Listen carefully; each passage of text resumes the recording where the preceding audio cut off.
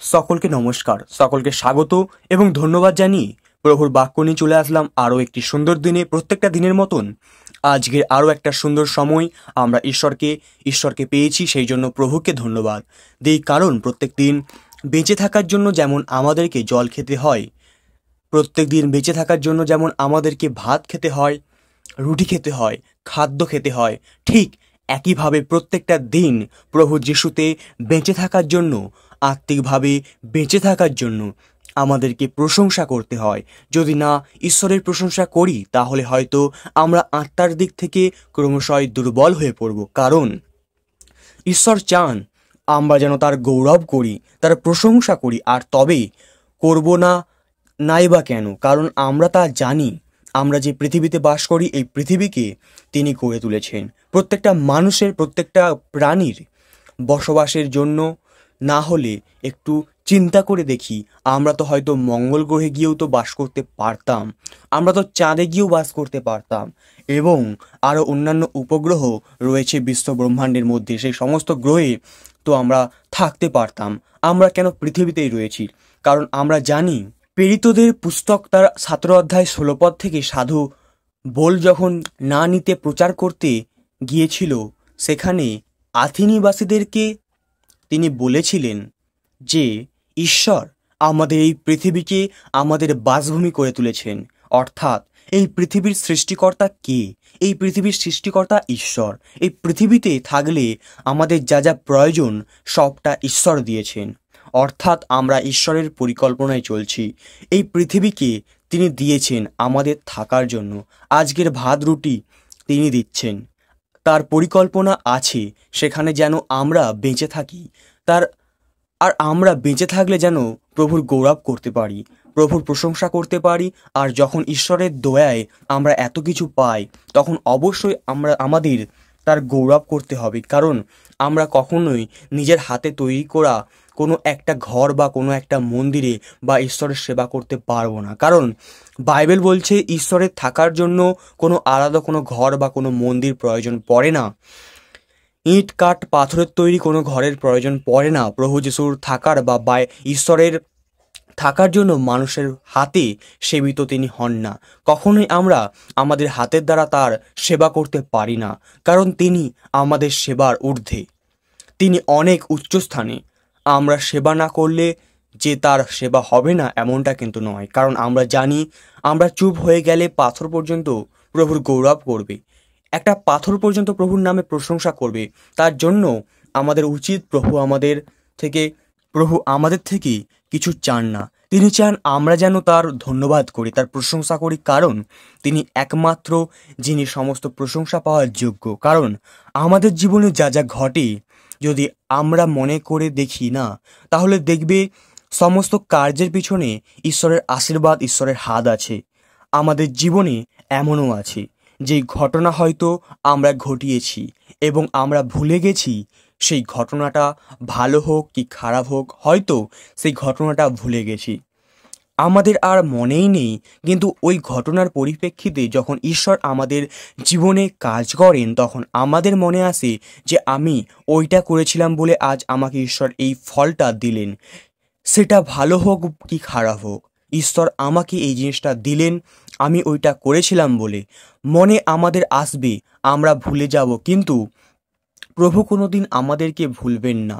হয়তো তুমি 10 বছর আগে প্রভুর নাম একজনের কাছে গিয়ে প্রচার করেছিলে, একজনকে গিয়ে বলেছিলে, তারপর তুমি ভুলে গিয়েছো, তোমার মনে নেই, তুমি একদম ভুলে গিয়েছো। কিন্তু ওই মানুষটি যখন 10 বছর পরে তোমার কাছে এসে বলবে যে আমি আজকে আপনার থেকে প্রভুর নাম জেনেছিলাম, হয়তো তখন তোমার মনে পড়বে যে হ্যাঁ ঠিকই তো, তাকে গিয়ে বলেছিলাম 10 বছর আগে, আমার তো মনেই নেই। কিন্তু ঈশ্বর আবার তাকে মনে করিয়ে দিলেন, হ্যাঁ সে 10 বছর আগে কাজটি করেছিল। তাই আমরা যেটা ভুলে যাই, প্রভুর সেটা মনে থাকে।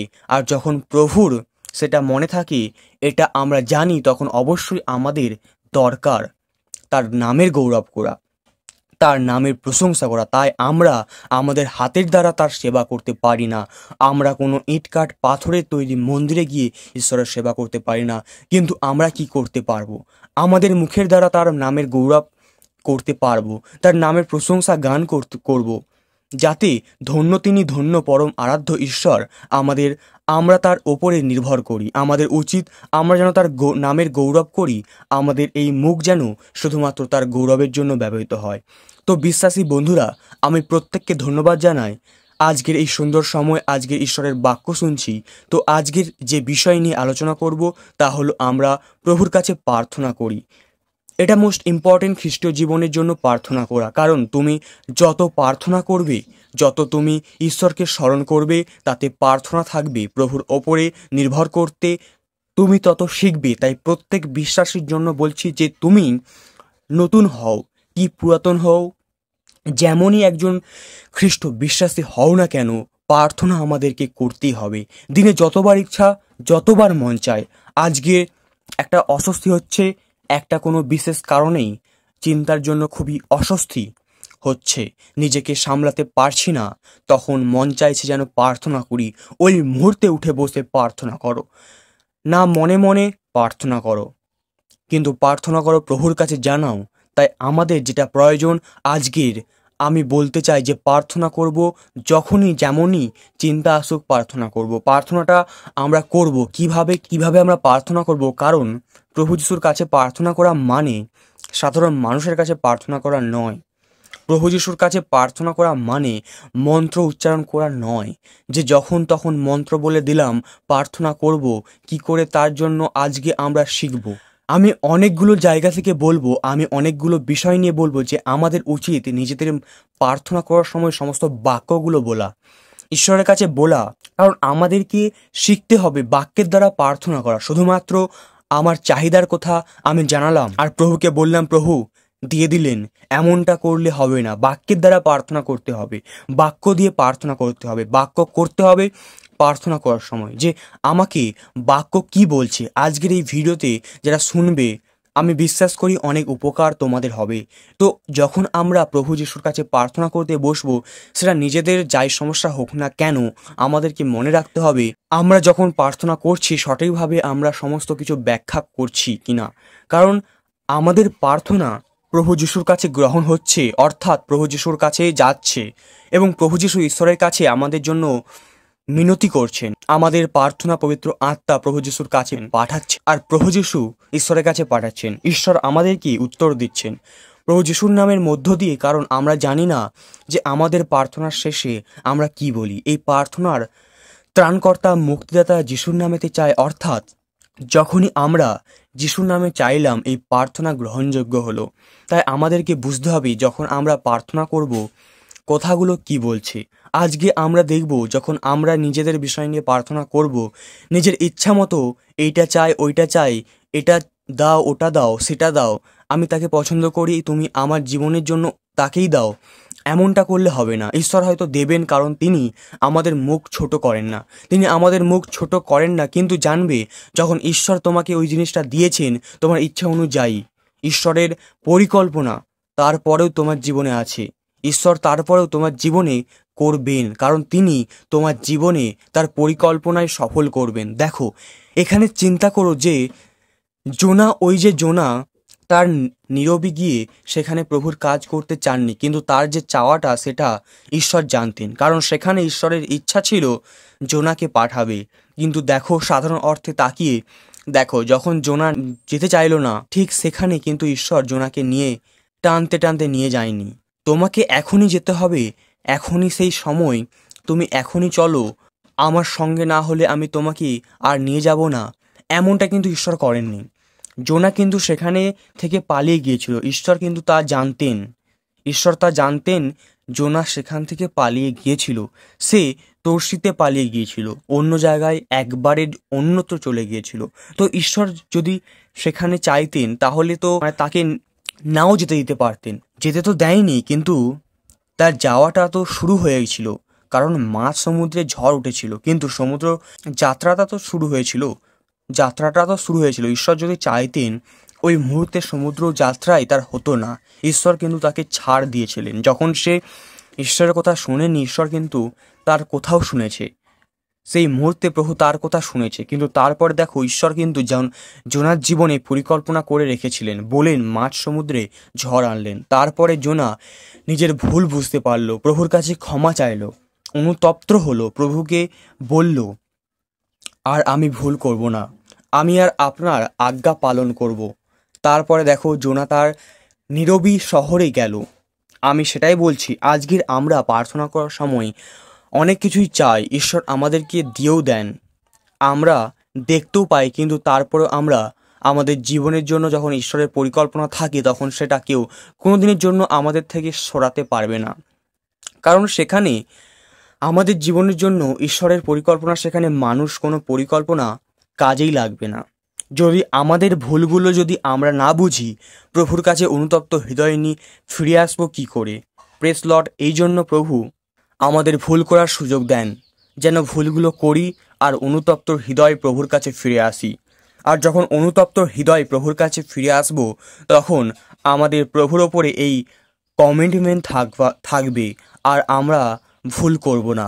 ঠিক সেই কারণের জন্য বলছি, যখন আজকের আমি বাক্যগুলোর সঙ্গে বলবো, যখন করবে, তখন এই মতন করে প্রার্থনা করবে, যেমনটা আজকের আমরা বাক্য থেকে দেখব। গীত সংহিতা তার 119 গীত 33 পদ থেকে দেখো, নিজের প্রার্থনা নিজে করবে, তখন প্রভুর কাছে এই কথাগুলো বলবে, এইভাবে প্রার্থনা করবে। তার জন্য দীর্ঘ সময় লাগুক, কারণ তখন তুমি ঈশ্বরের সঙ্গে কথা বলছো। ঈশ্বরের সঙ্গে যখন কথা বলবে, তখন সময় হয়তো পেরিয়েও যাবে।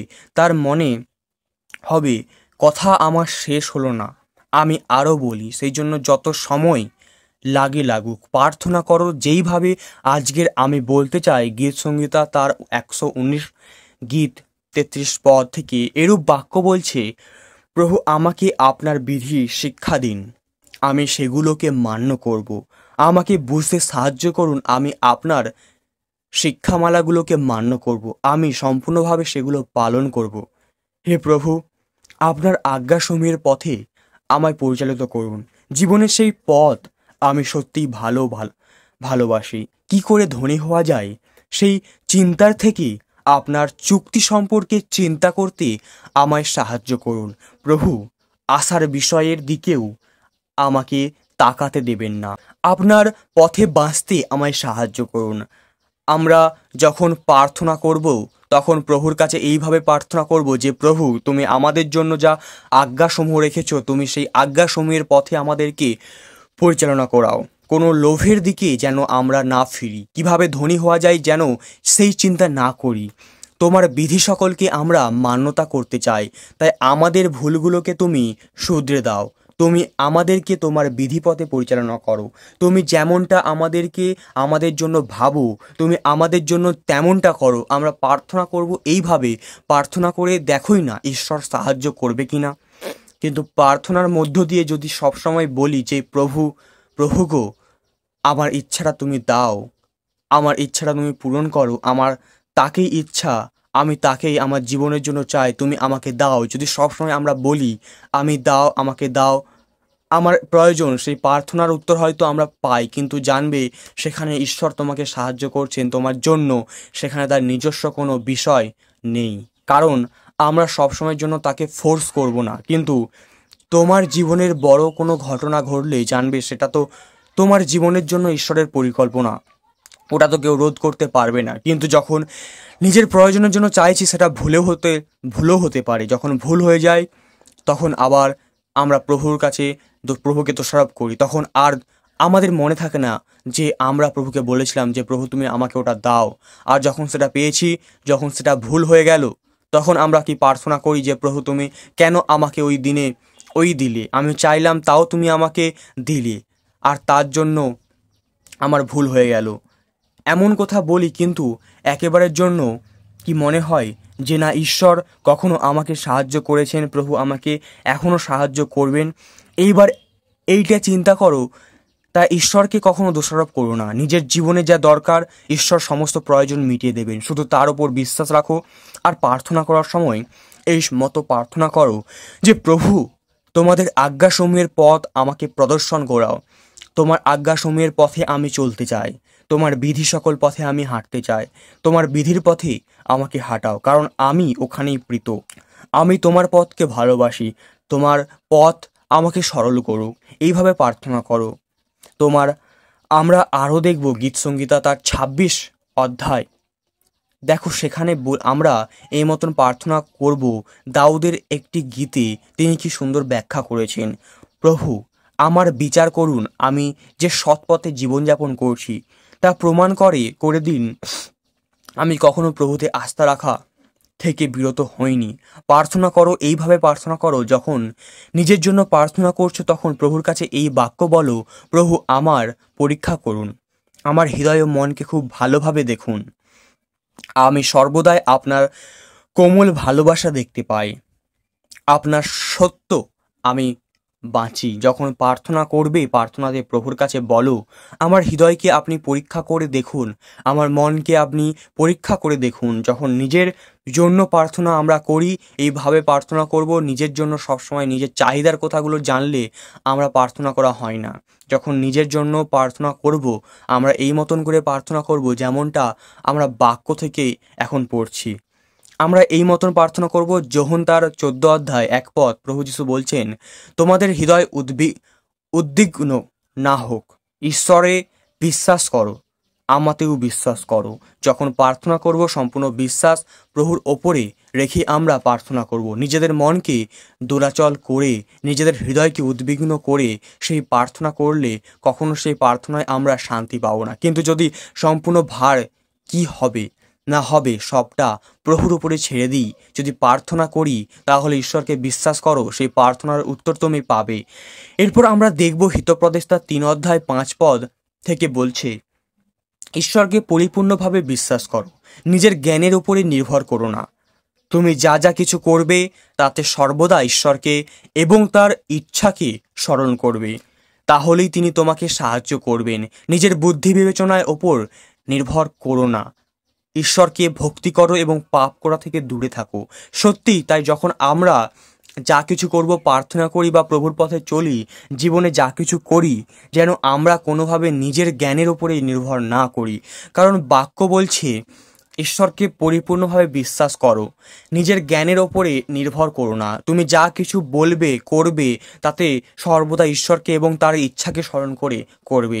ওই যে বললাম না, বাক্য শিক্ষা দিয়েছে, এগুলো আমি শিক্ষা দিচ্ছি না। বাইবেল বলছে যখন আমরা প্রার্থনা করব তখন আমরা প্রভুর কাছে নিজের ইচ্ছাটাই বলছি যে প্রভু আমরা এখন এটাই চাহিদা, তুমি আমাকে এটাই দাও। কিন্তু বিশ্বাস করো, আমি তো বলছি প্রভু দেন, প্রভু যে দেন না তা নয়, প্রভু দেন। কিন্তু যখন প্রভু দিচ্ছেন তারপরে যদি সেটার জন্য ভুলে যাই, যেন তখন আমরা ঈশ্বরকে দোষারোপ না করি।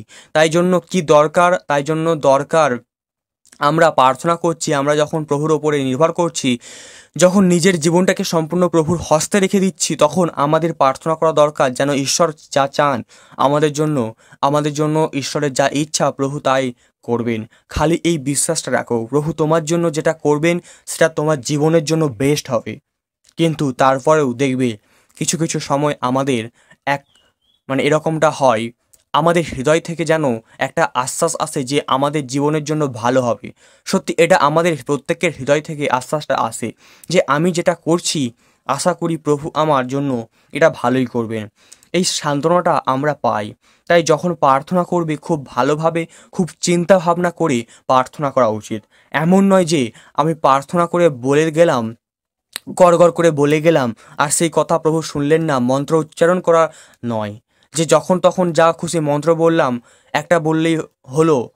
একটা তো সবারই তো মন্ত্র ঘুরে ফিরে একটাই আসছে, সবাই এমন কথা বলে, তাই না? কিন্তু প্রভু যিশুর কাছে প্রার্থনা করার বিষয়টা এমন নয়। প্রার্থনা করবে খুব চিন্তা ভাবনা করে, প্রার্থনা করতে হয় বিশেষ করে যখন আমরা নিজেদের জন্য প্রার্থনা করছি, নিজেদের জন্য যখন কিছু চাইছি, তখন তো অবশ্যই আমাদেরকে চিন্তা ভাবনা করে প্রার্থনা করতে হবে।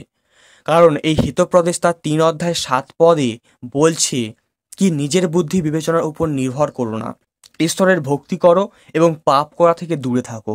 নিজের বুদ্ধি, আমাদের এত বুদ্ধি নেই যে নিজের বুদ্ধির ওপরে বিবেচনা করতে পারবো, নির্ভর করতে পারবো।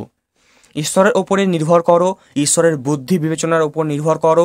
তিনি যেমনটা চান তিনি আমাদের জন্য তেমনটাই করবেন, শুধু তার উপরে ভরসা রাখো। তাই যখন প্রার্থনা করছো প্রভুর কাছে একটাই প্রার্থনা করো, যেমন আজকের বাক্যগুলো বললাম সেই বাক্যগুলোকে শুনে প্রার্থনা করো, সেই বাক্যগুলোকে প্রয়োজনে পড়লে মুখস্থ করে নাও। যখন প্রার্থনা করবে তখন সত্যভাবে বাক্যের দ্বারা প্রার্থনা করো। তখন প্রার্থনা করো করো বলে যে প্রভু, আমি জানি না আমার জীবনে কিছু হবে কি না, আমি জানি না আমার জীবনে কি হবে, আমার ভবিষ্যৎ জীবনে কোথায় যাবে, আমি কার উপরে নির্ভর করব আমি কিছুই জানি না। খালি আমি জানি আমি তোমার কাছে প্রার্থনা করছি, তুমি আমার প্রার্থনা শুনবে। আমি শুধু এটা জানি আমার প্রার্থনার উত্তর তুমি দেবে, কারণ আমি বিশ্বাস সহকারে প্রার্থনা করি। আমি যেটা প্রার্থনা করি সেই প্রার্থনা তুমি গ্রহণ করো। তার কারণ আমার প্রার্থনার সময় সম্পূর্ণ বিশ্বাস আমার তোমার উপরে থাকে। যখন প্রার্থনা করো তখন প্রভুর নামের প্রশংসা করো, কারণ গীত সংগীতার 112 গীত এক পদ বলছে কি, প্রভুর প্রশংসা করো। সেই ব্যক্তি যে প্রভুর প্রভুকে ভয় করে শ্রদ্ধা করে সে খুব সুখী হবে। সেই ব্যক্তি ঈশ্বরের আজ্ঞা পছন্দ করে, সত্যি তাই, যে প্রভুকে ভয় করে এবং শ্রদ্ধা করে সে খুশি হবে, সে জীবনে সুখী হবে, কারণ সেই ব্যক্তি ঈশ্বরের আজ্ঞাসমূহকে পছন্দ করে। তাই আমাদের প্রার্থনা করার সময় আমাদের মাথায় রাখতে হবে ঈশ্বরের আজ্ঞা আমাদেরকে কি বলছে, যেন প্রভুর আজ্ঞা সকল পালন করে চলতে পারি।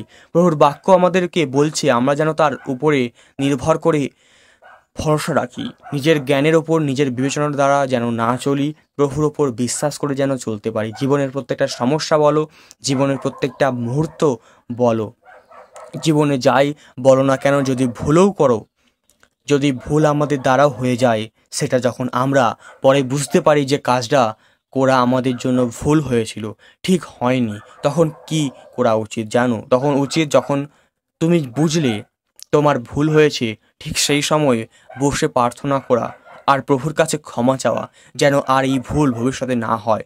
যদি আমাদের ভুলটা বুঝতে পেরে প্রভুর কাছে স্বীকার করি যে প্রভু তুমি আমার ভুলটাকে ক্ষমা করো, আমি বুঝতে পেরেছি ওটা আমার ভুল ছিল, আমি ওটা বুঝতে পেরেছি, আমার এই ভুলটা থেকে যেন আমি বেরিয়ে আসি, তাই জন্য তুমি আমাকে সাহায্য করেছো, তার জন্য তুমি আমাকে বুঝিয়েছো যে ওটা আমার ঠিক নয়, ওটা আমার ভুল।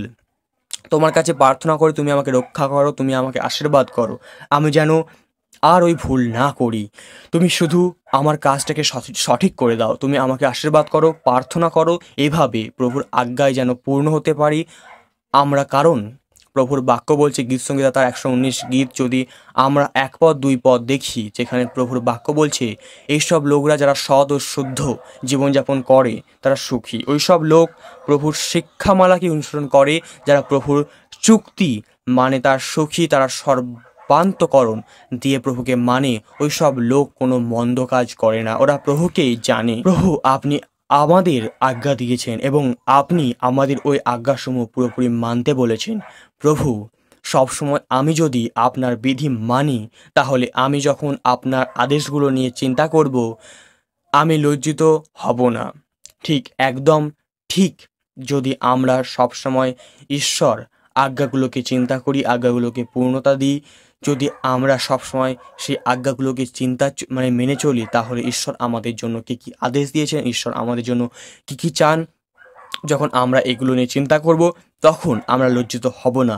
কেন লজ্জিত হব না? কারণ আমি তো ঈশ্বরের আজ্ঞাসমূহ পালন করছি। তিনি আমাকে বলেছেন পাপ করা থেকে দূরে থাকো। যখন আমি পাপ করব না তখনই আমরা মনে করব যে ঠিক, তো প্রভু আমাদের আজ্ঞাতে মান্যতা দিয়েছে।